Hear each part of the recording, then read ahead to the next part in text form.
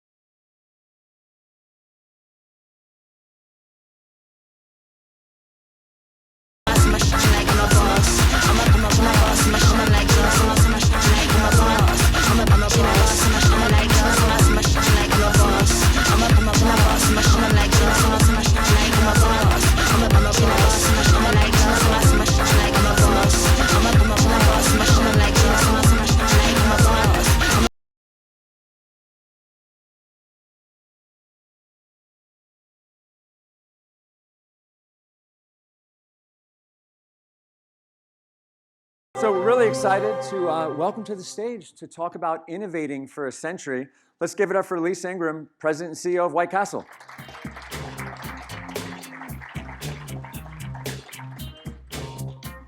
Hello. Thanks for joining, Lisa. Thanks for having me. Yeah. So really excited to have you here with us today. The theme is innovating for a century. So Yes. White Castle has been around for over 100 years. Yeah. And as we just saw in that video, you guys are still hip and pushing the envelope, but obviously also staying with tradition. Yes. So kind of that's what I want to maybe just jump into. What's been your approach, as being CEO, to keeping the brand relevant, throughout, I guess, from your perspective, Yeah. especially now in this day and age where things are moving so fast. Yeah, so we call this sort of our grandmother-granddaughter dilemma. And so when you think about White Castle, we have been around for over 104 years, and we have many customers that grew up on White Castle and love White Castle. And they come in oftentimes every day to have their 2 White Castles and a slider. And so that's sort of what we describe as grandma. But grandma, over the generations, has brought in her children and her grandchildren to White Castle and introduced them to the brand, which is great.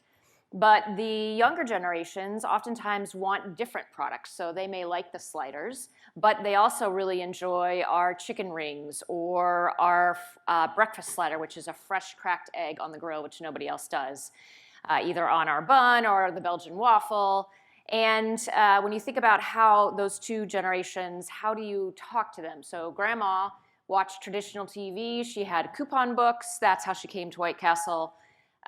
Granddaughter's not doing either of those. She's streaming. She's interacting with TikTok. She wants to see the brand cool and hip. So a lot of the images that you saw in that video was really targeted more towards granddaughter. And granddaughter probably wants to see, what can I do with White Castle that's sort of unique and interesting? And so we have this TikTok video that we showed for this is our Thanksgiving stuffing this year. It actually got over 11 million views, which we were super excited about. So this was one of our latest forays into TikTok. Did you know if you take original White Castle sliders with no pickle, cut or tear them into small pieces, add finely diced celery, black pepper, thyme, and sage, pour in chicken stock, and toss all of that together really well. Then spread it into a casserole dish and bake it at 350 degrees for 35 minutes or until done. You get the most unexpectedly delicious stuffing and the dish that will disappear first at your Thanksgiving gathering. So you said 1 million? No, 11 million. 11 million. 11 million views. This all right, I'm going to try that out for Thanksgiving now. Yeah, it's really good. So I definitely would recommend it. Nice, nice. Um, as a family-owned business, I mean, you guys are like the royal family, right? Of the I am the slider queen, with so sliders as the crown yes, jewels, I am the slider right? queen. What has it been like from your, from your from your perspective as CEO leading that? When you stepped into the role, kind of what was, it's a family-owned business. Yeah, I mean, Must be a lot of pressure. yeah, it definitely is a lot of pressure. But I think any CEO role is a lot of pressure. And really, when I think about what is the main focus for us, there are three things that really pop out. One is, as a family-owned business, I think that we're able to focus long-term, more so than other companies. I sit on a couple of other company boards and know sort of the time frame. And so we're always thinking about 5 and 10 years out, sometimes even generations out. Our vision statement is actually to feed the souls of craver generations everywhere. So the generations is actually in that. I talked about grandma and granddaughter. We really think in those longer term views. And I think that allows us to make different decisions than other companies with a different business structure. We always focus on our culture, and our culture is one of our secret sauces. I know that most CEOs would say that. For us, if you were to ask any of our team members why they joined White Castle, they will often tell you it's because they feel like they're part of the family. And that's just not necessarily my family. It is also the family that is in the castle. So whether that's the family that the general manager creates, or the fact that they probably have had some of their family members that work in the business. And so we're really proud of the fact that we have a best places to work, that we continue to have team members stay with us for 20, 30, even 40 years, and just a culture that really thrives on family commitment and the brand. And so we're excited about that. We do a lot of things to help reinforce that. So we have a family day where we invite our team members to bring their families to the office, or into the castle. We have National Hamburger Month. So if you did not know, May is National Hamburger Month. During National Hamburger Month, we have our team members in the home office go out and work a shift in one of the castles or the plants. This allows our home office team members to get a sense of what it's like to work out in a restaurant, and to understand all the things that our restaurant team members have to deal with, or our plant team members have to deal with. It's a great way to build community. It's a great way to foster collaboration, and it's a great way to honor the 98% of our team members, which are on the front lines. And then we have our big 25-year club. So I'm actually super excited this year because I have finally achieved 25 years at White Castle. Yeah. And so for every year for the 25-year club, you are brought into the home office. Sometimes this is the first time our team members have been out of their city. Sometimes it's the first time they've ever been on a plane. And they get to come to Columbus, and we wine and dine them like the king and queens that they are of the castle. Nice. And so create a great experience for them. And then the third thing that I would say is we really focus on progress over perfection. When you've been around 104 years, I would love to say that every single thing that we've ever done has been absolutely 100% perfect and successful, and that's not true. We just try each and every day to make sure that we are growing, learning, and making the world a better place for both our team members and ultimately creating great, memorable moments for our customers. Yeah. It just came back to me before. You mentioned you make your egg sandwiches with real eggs. Yes, a real fresh cracked egg. Is that a smart move now today, or Oh, with the cost of eggs? It definitely has been more challenging, but it is something that we're known for those that know our breakfast, because you can get our egg sliders anytime, not just during breakfast hours, which is great. So I want to just go into stats. How many locations? They're all company or family owned. Yes. And we'll get into the expansion, but right now we have about 340 locations. 340 locations. Yep, okay. And all of them are company owned and operated, with the exception of Las Vegas. That's the only one that's a license agreement. Okay. So you recently moved into Florida, into the state. Yes. And what inspired this expansion to Florida after? Yeah. So we actually were in Florida in the 40s, I believe. Oh, you were? Okay. Yeah, and then we were in Miami, and then we left. And we hadn't been back in over 60 years. And honestly, I wish I could say it was some real grand strategic plan that brought us back to Florida. But honestly, it was really the desire to not have every single snowstorm and blizzard that comes through the Midwest and the East Coast take out all of my sales in the first quarter. And so An excuse to escape Ohio. Right, and There you go. absolutely an excuse to escape Ohio in January and February. So in 2017, we made a big leap from St. Louis, which was our furthest west, all the way to Las Vegas, where we now have 5 locations through a license agreement. And then in 2019, we went to Phoenix, and we have 3 locations there. And we have our new location, which there's a picture of it right there, in Orlando, Florida. And this is a great look for us. You know, it's got a lot of cool things. I think we're going to talk about that, but we have a video. Yeah, we have a video here, so I guess to show the opening, which I can talk yeah, about. let's show that, and obviously it shows the what the newest location looks like. Yeah.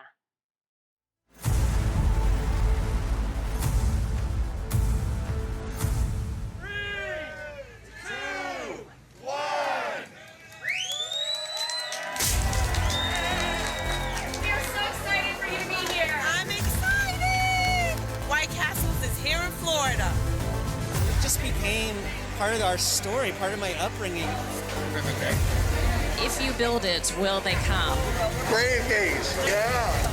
You guys have absolutely shown up. Today, we opened the world's largest White Castle, 4,567 square feet. I got my crave case, I'm ready. Now there's a new castle in town. That's right, there's a new castle in town. Our mission is to create memorable moments every day. There's no greater memorable moment than a castle opening.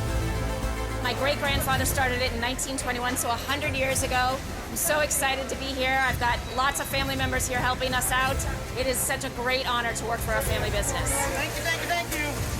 Our hope is that every single person who walks through that door, who visits our drive-thru, knows that they're a craver and they're welcome, and now they're part of our larger family. If you want a real slider, you gotta come to White Castle.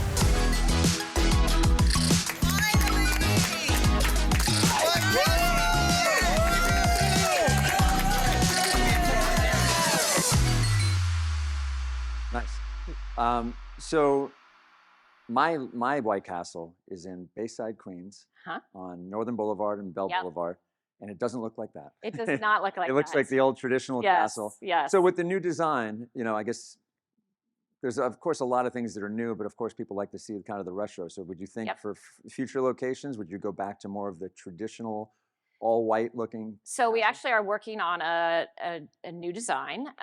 So I can talk a little bit about that. But yeah, so this castle is 4,500 square feet. That's much larger than we would go into a normal one. We fortunately needed it in Orlando because we had lines for 6 hours for like weeks. Yeah. It was crazy. And so it was great to have that size there.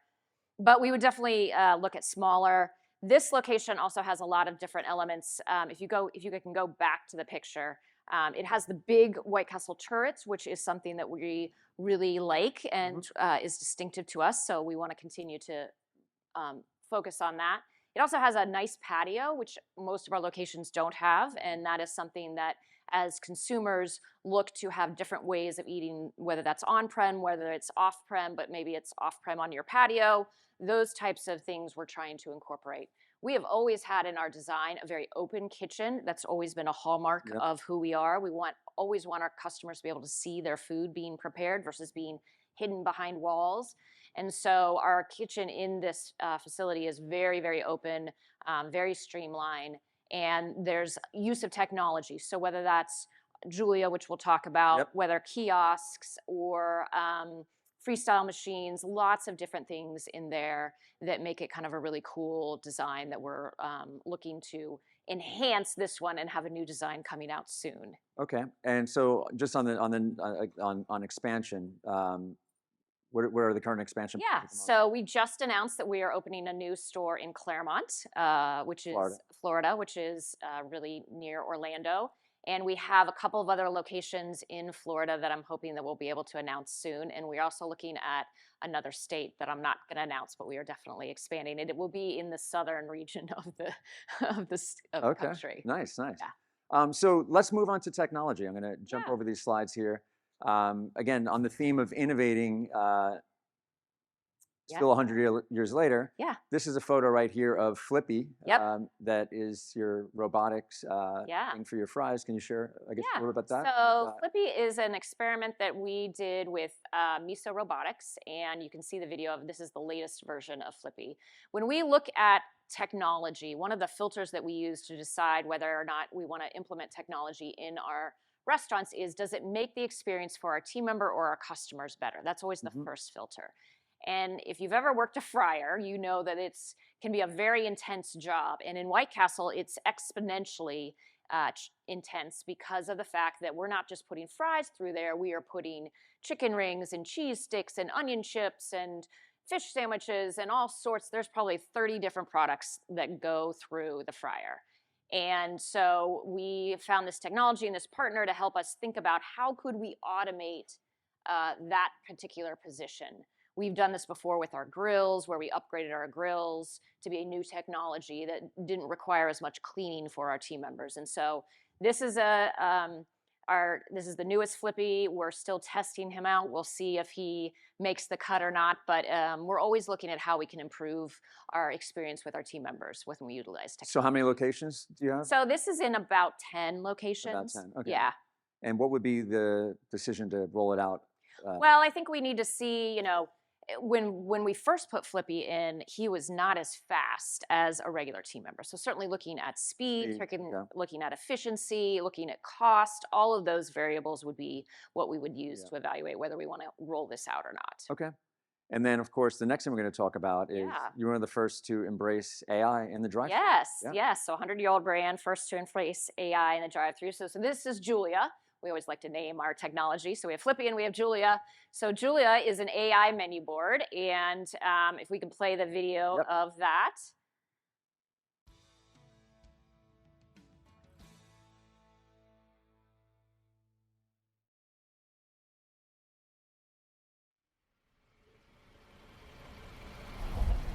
Welcome to White Castle. To begin ordering, agree to the terms by saying, "Okay, I'm ready." Okay, I'm ready. What are you craving today? Let me get a number 13 with sausage. All right. Let me get one bacon, egg, and cheese slider. You betcha. 2 medium Cokes.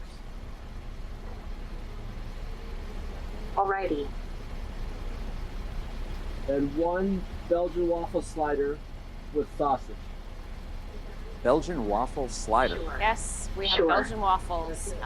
That's what our egg slider is on. Oh, wow. They're really, really good. It has a sweet maple. Does everything look correct? Yes.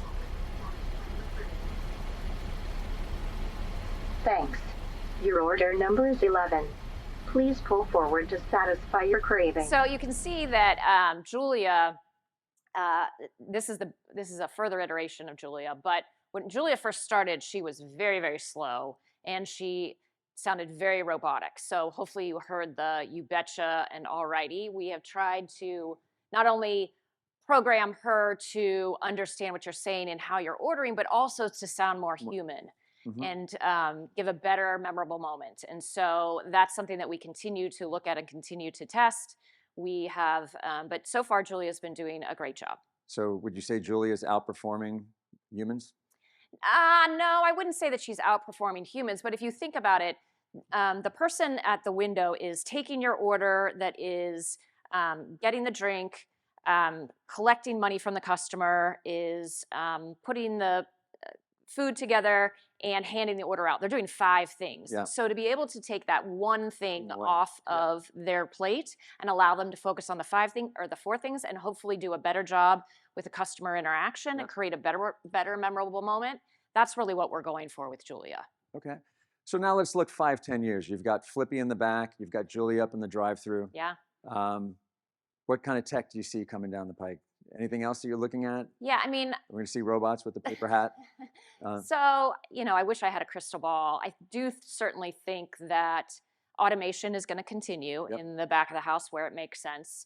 I think that AI certainly is going to continue to unlock just tremendous efficiency and exponential ability for us to do more, especially in home office environments. But I do worry about the use of technology and us losing the focus on hospitality. Yeah. And so balancing that for us is something that we really think a lot about. And how do we make sure that we're utilizing technology to make the team member experience better, but not hindering the customer experience? Of course. And so while we've put in Julia, we've put in Flippy, we've also put in these things called hospitality doors, which is a door in our drive-through that allows our team member to go out and get closer to the customer and walk the line of the drive-through and hopefully create a better personal, memorable moment than with just a drive-through window. And so we're looking at both. How do we manage technology and the advances of technology, but also still create the opportunity to create those great memorable moments? And also for a 100-year-old brand, you also want to Yeah. too far in tech. Yeah. And yeah. what's your perspective also like on kiosks? Yeah, we have so the Orlando location has them. A couple of our Phoenix locations have them. So we're definitely still exploring kiosks. Yeah. We think there's some opportunity there as well. Okay. Want to move on to loyalty. Yeah. We've got a little slide here about your Yeah. app. White Castle has an incredible fan base. Yes. But how are you, doing things to stay more connected? How's the app been for you guys? I mean, we are certainly, just like everybody else, looking at loyalty and how we can continue to create great opportunity for our customers to connect with us while also giving them rewards for interacting with us. And so, but we always want to make sure that we're doing it at the White Castle way. So our loyalty works, and you go on. This is a White Castle. You're in a castle. You go on quests, and so that is our spin. So you can see each of the levels there where you can get some different points and some different rewards for the different quests that you go on. So whether that's coming into White Castle at a certain time or buying a certain product, you can complete certain quests through our loyalty program. So we're still very much in our infancy on this. I think there will continue to be more interesting ways for us to create that connection. Well, one of the things that you've been known for and doing a lot of experiential things and really connecting with your guests was your Valentine's promotion. Yes. Dating back, I remember when I was young, it was like, going down by that White Castle in my neighborhood. Yeah. And they had like candlelight dinner. Yes. For Valentine's, and you guys have been doing that for a long time now. Yeah. If you don't know what goes on Valentine's Day, it's the one day of the year that we do require a reservation. And so last year we took 34,000 reservations on Open Table for one night, which was great for us. So you come into White Castle, we seat you at a table, there's a little white tablecloth, there's some flowers, we give you menus, and we wait on you, which is obviously different than our normal experience. And if you don't make a reservation by middle of January, you might not be able to get in. And so it's always been a fun thing for us to do. And this is a picture of me and my sons, three out of my four children and my husband, because obviously we're always at White Castle on Valentine's Day. Yeah. Chateau Le Blanc, right? Yes, that's right. And It's so a fancy restaurant for the night. Right. And so one of the ways that we wanted to look at doing something different for Valentine's Day or expanding Valentine's Day is how do we connect with those customers who are not in a city that has a White Castle location? And this is our love kit. And so this was something that we tried. It was our direct consumer love kit that we do for Valentine's Day. So this is our second year doing it. And so you can go and order on our website this kit where you would get our retail product, which we'll talk about a little bit later, but that's the sliders that are in the grocery store that we make. We have boxes in there. We have some fun little Valentine's coupons and maybe a dessert on the stick. And so it arrives at your doorstep and you can have your own White Castle Valentine's Day if you are not able to make it to a castle. So again, a way of thinking about how do we service those customers off-prem that is unique and isn't necessarily built around our four walls. Great. So we're moving on to off-prem here, Yeah. just conscious of time. Yep. And let's talk about that. I mean, of course, you guys have retail that Right. we're showing there, so Yep. you can get sliders in your local supermarket. Yeah, so we have 6 manufacturing plants, our 2 bakeries, 2 meat plants. So we make all of our own buns, we make all of our own meat patties that go on both the restaurant product and the retail product. And we've been doing the retail business since 1987, I think. And that really is the first sort of off-premise way that I think consumers went, because when my father would go and visit all the castles, he noticed that customers were getting some in the store and then also taking them home to put in their microwave in the in the late 80s. And that has ballooned into a huge business for us. And so we say, if you have a microwave, you have a castle. And it's been a great business for us. So that's part of our off-premise strategy, in addition to drive-throughs, delivery, carry out, all of those.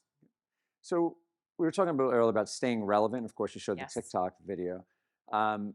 Another thing that you guys did was greenlit doing a movie Right. with Has anybody stoners and seen- Harold and Kumar go to White Right. Castle. Has So anybody seen Harold and Kumar out there? I can't see the hands, but I definitely saw it. yeah, So I would love to know like the internal family discussion. to Yeah, say, let's do this. There's definitely a lot of internal family discussion. So it's not unusual for, like, the Beastie Boys have written songs about White Castle, the Smithereens. There were a lot of people that would write stories about White Castle. But when New Line Cinema decided that they wanted to produce the screenplay from John Hurwitz and Hayden Schlossenberg, who are also created Cobra Kai, that was a big deal, and they had to come and ask our permission to be able to do that. And you saw in the video, the gentleman standing next to me when I was making sliders, that was my cousin Dave, and the other guy that was talking, Jamie, he's my cousin, and he was the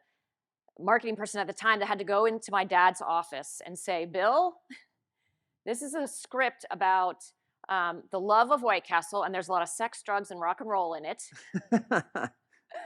But my dad asked 2 questions. He said, do they ever make fun of our team members? And if you've seen the movie, you know that they don't make fun of our team members. Or do they make fun of our customers or our products? And the answer to that is no. It's actually a loving tribute to our brand and our products. And so we decided to do it. It was a big risk, but it was a wonderful opportunity for a very small regional brand to have national brand presence throughout the United States. And we still believe that it got snubbed for an Oscar, but who knows? Maybe sometime it would get one. It's an American classic. That's right. Yes. At least in my mind, it is. Just thinking of other topics. What keeps you up at night? I think that's kind of always the things that I think people like to hear. Specifically, our audience here are not, most part, not CEOs. Yeah. But as you look out now,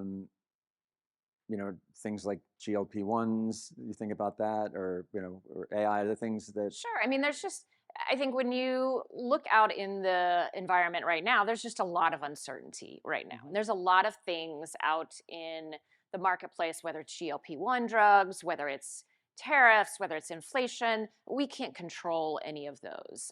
We certainly can try to make sure we have as much planning and scenario options around any of those. We feel good about our ability to have a very small slider, a 2x2-inch slider that can fit any diet. So we feel good about that. You're going to lean into the market. We're going to lean into that, yes.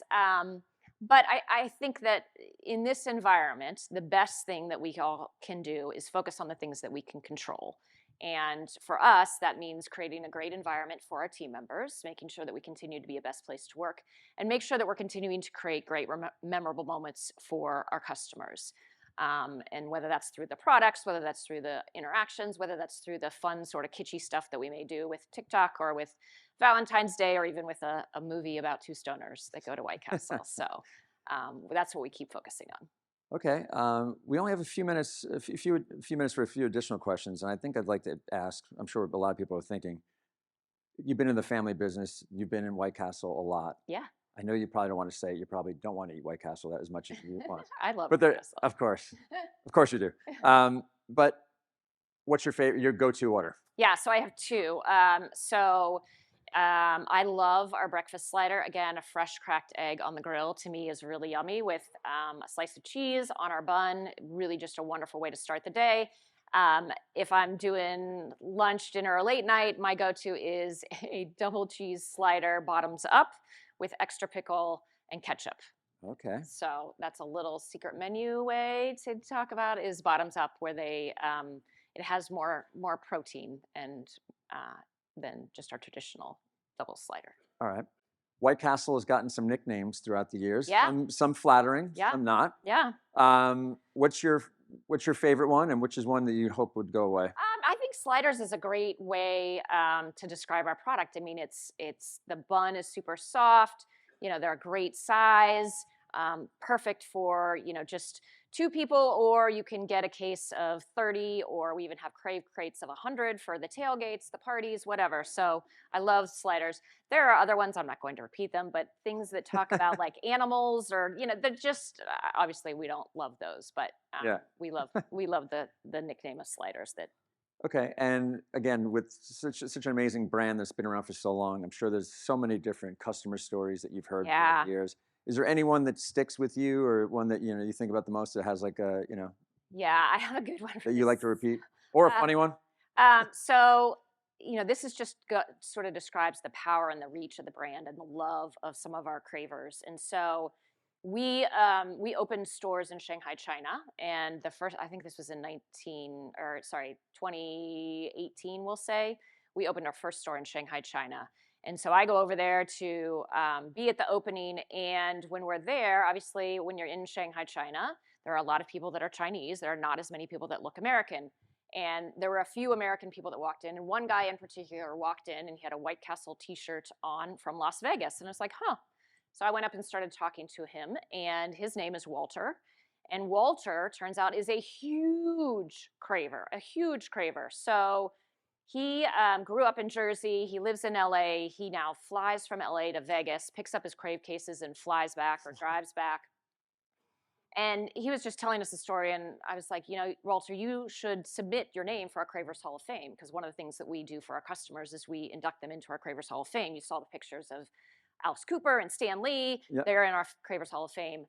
And so Walter submitted a 5-page manifesto about how he loved White Castle, with like pictures of his wedding suit that was White Castle blue and la, la, la, la, la, just on and on and on. We ended up inducting Walter into our Cravers Hall of Fame. And after we'd already inducted him, the next year he reached out and he said, I want to do a Crave Cruiser. I was like, well, what the heck is a Crave Cruiser? And it's too bad I didn't bring the picture of that. Walter had commissioned a motorcycle that he decorated in ode to White Castle. And so the saddlebags on the side of his motorcycle perfectly fit a Crave case each. There's logos all over it. The spokes on the wheels are crinkle cut French fries. My name, my father's name, and my grandfather's name are all on this bike. It's a beautiful, I mean, it's not a Harley, but it looks. You didn't get a restraining order from this guy? No, he's fabulous. I love Walter. But that's just one example of great story, yeah. The lengths that some of our customers go to show their love for White Castle. And I could go on. I have like 4 of them, but I'll stop there. Well, that's amazing. I want Tom to be able to come up and share his story too. Yeah, so, and unfortunately we are out of time, but thank you so much for joining us, and I want to go get White Castle for lunch. Yes, great. Yes, thanks. We have to drive. I got to drive up to Orlando. Yeah, we got to drive to Orlando. Well, thank you so much, Lisa. Yep.